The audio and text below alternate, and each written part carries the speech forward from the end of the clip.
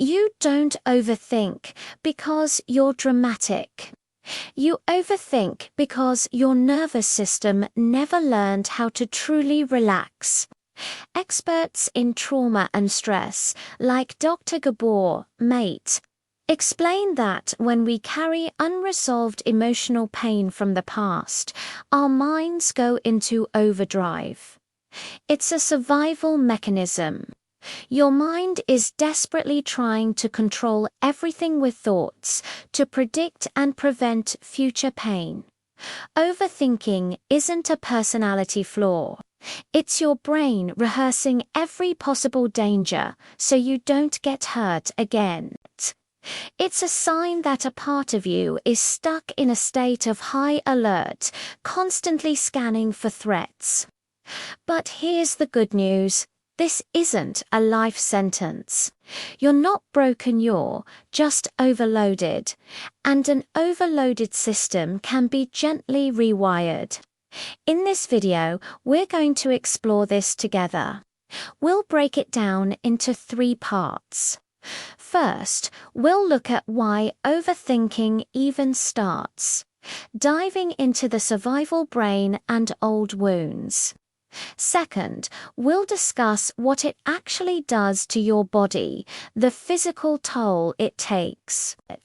And finally, I'll share 3 simple, practical tools you can start using today to calm the storm inside. So, why does overthinking start? It all goes back to our survival brain, specifically a part of it called the amygdala. Think of the amygdala as your body's alarm system. When you experience something frightening, stressful, or emotionally painful, this alarm goes off. It floods your system with stress hormones like cortisol and adrenaline to prepare you to fight, flee, or freeze. This is incredibly useful if you're facing a real, immediate threat.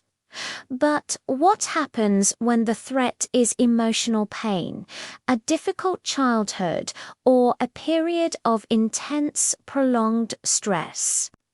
If we never get the chance to fully process these experiences and signal to our brain that the danger has passed, the alarm system can get stuck in the on position. Your nervous system learns that the world is an unsafe place and it needs to be on guard at all times. So, your mind steps in to help. It starts analyzing, predicting, and replaying scenarios. It tells you, if I can just think through every single possibility, I can prevent bad things from happening. This becomes a deeply ingrained habit. Every worry, every worst-case scenario is your brain's attempt to protect you from reliving past pain. It's a coping mechanism that was born from a need to survive, but now it's causing you to suffer in the present. You're not overthinking because you want to.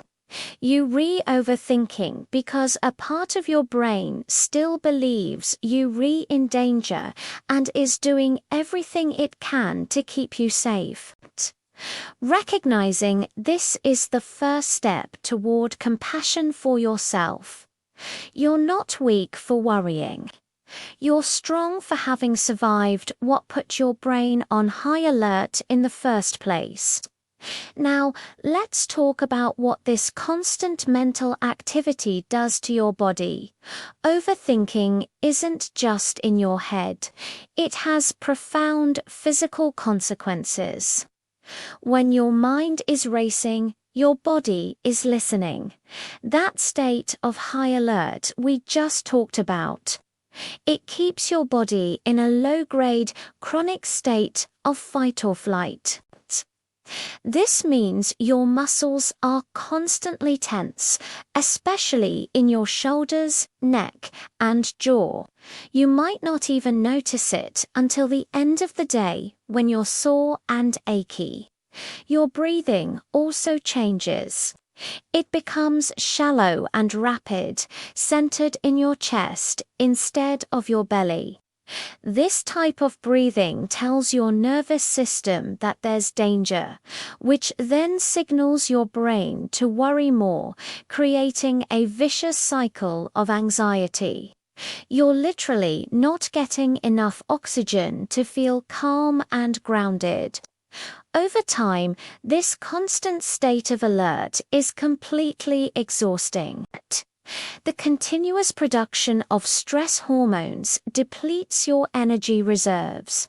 It can disrupt your sleep, making it hard to fall asleep or stay asleep as your mind refuses to switch off.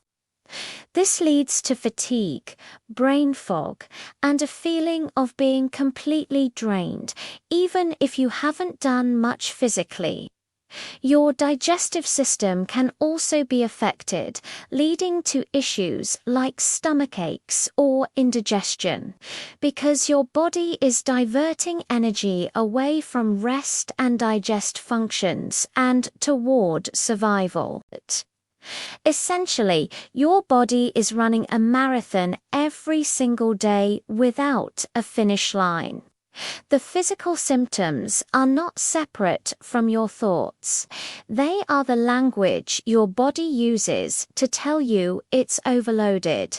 The tension, the shallow breathing, the exhaustion, all a direct result of a mind that hasn't been taught how to come back to a state of rest and safety.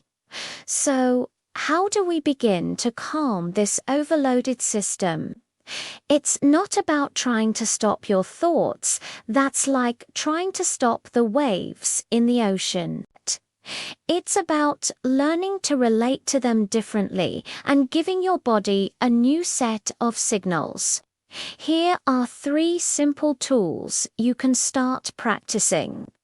The first tool is to name your thoughts instead of believing them. When a worried thought pops up, like I'm going to fail this presentation, instead of getting swept away by it, simply label it. Say to yourself, I am having the thought that I will fail. Or even more simply, there's the failure thought again. This creates a small gap of separation. It shifts you from being inside the thought to being the observer of the thought. You are not your thoughts. You are the one who notices them. This small shift in perspective reduces their power and reminds you that a thought is just a mental event, not a reality. It takes the fuel out of the fire. Practice this without judgment. Just notice and name.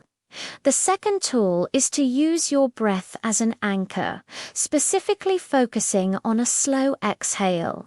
As we discussed, overthinking is linked to shallow, rapid breathing. We can interrupt this cycle by intentionally changing our breathing pattern. You don't need a complicated technique. Just find a comfortable position and gently bring your awareness to your breath.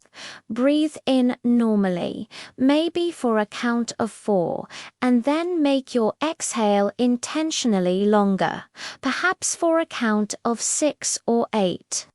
Focus on the physical sensation of the air leaving your body. A long, slow exhale is a direct signal to your nervous system's rest and digest branch. It's like sending a message directly to your brain that says, "You are safe right now. The threat is over. You can stand down." You can do this for just 1 minute. Anywhere, anytime you feel your mind starting to spin. It's a powerful physiological way to interrupt the anxiety loop and bring your body out of high alert. The more you practice this, the more you're reconditioning your nervous system to find its way back to calm more easily. The third and final tool is to bring your attention back to one real thing in the room. When you're lost in overthinking, you're living in a hypothetical future or a painful past. You're not in the present moment. Grounding is the practice of pulling your attention out of your mind and into the physical reality around you. Look around the room and pick one object. Maybe it's a plant, a cup on your desk, or the texture of the blanket on your lap. Now bring all of your focus to that one thing. Notice its color, its shape, the way the light hits it. If you're holding it, feel its temperature and texture. Engage your senses. Ask yourself, what do I see? What do I feel? What do I hear right now? This simple act anchors you in the present moment. It proves to your brain that right here, right now, in this moment, you are okay. The catastrophes your mind is rehearsing are not actually happening. You're just sitting in a room looking at a cup. This breaks the spell of the overthinking mind. You can do this for just 30 seconds. It's a powerful reset button that brings you back to the safety of the here and now, which is the only place where true calm can be found. Remember, these tools are not a one-time fix. They are practices. Overthinking is a deeply ingrained habit, and rewiring your nervous system takes time, patience, and a lot of self-compassion. You're learning a new skill, the skill of feeling safe in your own body. You are not broken for overthinking. You are a survivor whose system learned to be on high alert, and now you are learning to teach it that it's safe to rest. Name the thought. Lengthen the exhale. Find one real thing. Start small and be kind to yourself along the way. You have the power to change this. If you found this helpful, please consider sharing it with someone who might need to hear this message.